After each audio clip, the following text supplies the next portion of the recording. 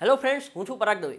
Property card અથવા તો મિલકત કાર્ડ તે કેવી રીતે કઢાવી શકાય, તેના કયા કયા ઉપયોગ હોય છે અને ઇન કેસ જો આ કાર્ડ ના હોય તો વ્યક્તિએ કેવી મુશ્કેલીનો સામનો કરવો પડે છે, તેને લઈને અમને અનેક દર્શકોના સવાલ મળ્યા હતા। તેથી આજે આપણે આ જ વિષય કરીશું, પ્રોપર્ટીનું પંચનામું।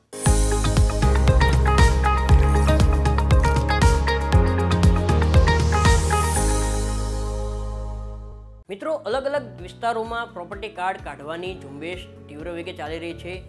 કોર્પોરેશન અથવા તો મ્યુનિસિપાલિટી દ્વારા જે સિટી સર્વે વિભાગ છે તેના દ્વારા એજન્સીઓ નિમીને તે એજન્સીઓના કર્મચારીઓ અનેક સોસાયટીઓમાં જઈને અલગ અલગ કાગળો મેળવીને પ્રોપર્ટી કાર્ડ કાઢતા હોય છે।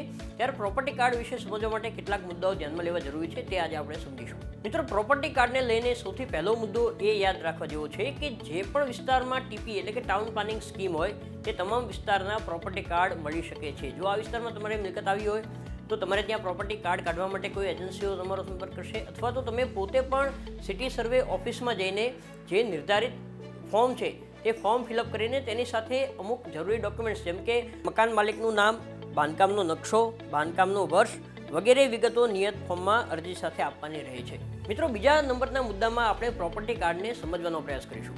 જો આપની પાસે પ્રોપર્ટી કાર્ડ હોય તો તમે તેમાં ચેક કરી શકો છો કે કોઈપણ પ્રોપર્ટી કાર્ડમાં ward number, city survey number, TP number, final plot number અને ક્ષેત્રફળ સહિતની વિગતો આપેલી હોય છે।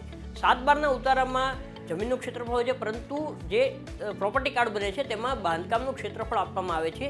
ઉપરાંત તેમાં સત્તાનો પ્રકાર પણ એક લખેલો હોય છે, એટલે કે આ સત્તાનો જે પ્રકાર આપેલો હોય તેના આધારે તે બાંધકામનું જે ક્ષેત્રફળ છે તેનું મહેસૂલ નક્કી થાય છે। એટલે કોઈપણ પ્રોપર્ટી માટે, જેમ કે તે ટ્રસ્ટ આધારિત પ્રોપર્ટી હોય, મંદિર, મસ્જિદ, ગુરુદ્વારા, આ પ્રકારના કોઈ ધાર્મિક સ્થાનો હોય, કોઈ દવાખાનું હોય, કોઈ રહેણાંક પ્રોપર્ટી હોય અથવા તો કોઈ વાણિજ્ય વપરાશ માટે વપરાતી પ્રોપર્ટી હોય, તો તે દરેકમાં મહેસૂલ અલગ અલગ લાગતું હોય છે અને તે આ પ્રોપર્ટી કાર્ડમાં આપેલા સત્તાના પ્રકારના આધારે નક્કી કરવામાં આવે છે। મિત્રો, પ્રોપર્ટી કાર્ડમાં ત્રીજા નંબરનો મુદ્દો એ ધ્યાનમાં લેવા જેવો છે કે જો મિલકત ભાડે આપેલી હોય તો તેમાં પ્રોપર્ટી કાર્ડમાં સ્પષ્ટપણે પટ્ટેદારની વિગત લખવામાં આવે છે। ઉપરાંત જો મિલકત પર અથવા તો ફ્લેટ પર લોન હોય તો તેમાં બોજો હોય તેની વિગતો પણ પ્રોપર્ટી કાર્ડમાં લખવામાં આવતી હોય છે।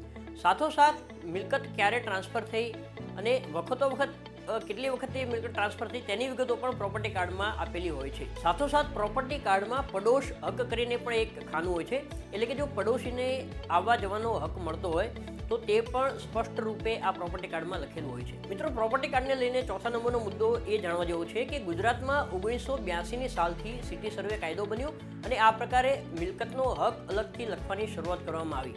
અગાઉ માત્ર 7/12ના ઉતારા ઉપલબ્ધ હતા, જેમાં બાંધકામનું ક્ષેત્રફળ મળતું નહોતું, પરંતુ સિટી સર્વે કાર્ડની શરૂઆત થયા બાદ બાંધકામનું ક્ષેત્રફળ પણ મળતું થયું છે અને તેના આધારે મહેસૂલ પણ નક્કી કરવામાં આવે છે। આ કાર્ડમાં ઘણી વિગતો આપવામાં આવે છે, પરંતુ મકાનોની મિલકતોની સંખ્યા ઘણી વધારે છે અને હજુ દરેક જગ્યાએ પ્રોપર્ટી કાર્ડ આપવામાં આવી શક્યું નથી। એક અંદાજ મુજબ હજુ રાજ્યમાં અડધાથી વધુ પ્રોપર્ટી કાર્ડ બનાવવાના બાકી છે। મિત્રો, 5મા નંબરના મુદ્દામાં આપણે એ ચર્ચા કરીએ કે જે પ્રકારે અડધાથી વધુ મકાનોના પ્રોપર્ટી કાર્ડ બનવાના હજુ પણ બાકી છે, ત્યારે અનેક લોકોના મનમાં એ પ્રશ્ન થાય છે કે જો પ્રોપર્ટી કાર્ડ ના હોય તો શું મુશ્કેલી પડે?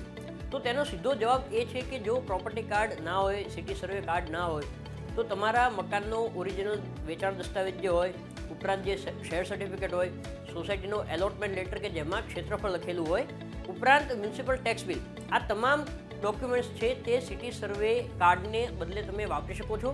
જોકે ઘણી બધી વખત બેંકોના અધિકારીઓ દ્વારા સિટી સર્વે કાર્ડનો આગ્રહ રાખવામાં આવે છે, પરંતુ જો સિટી સર્વે કાર્ડ ના હોય તો તેવા સંજોગોમાં 7/12ના ઉતારા દ્વારા પણ કામ ચલાવી લેવામાં આવતું હોય છે।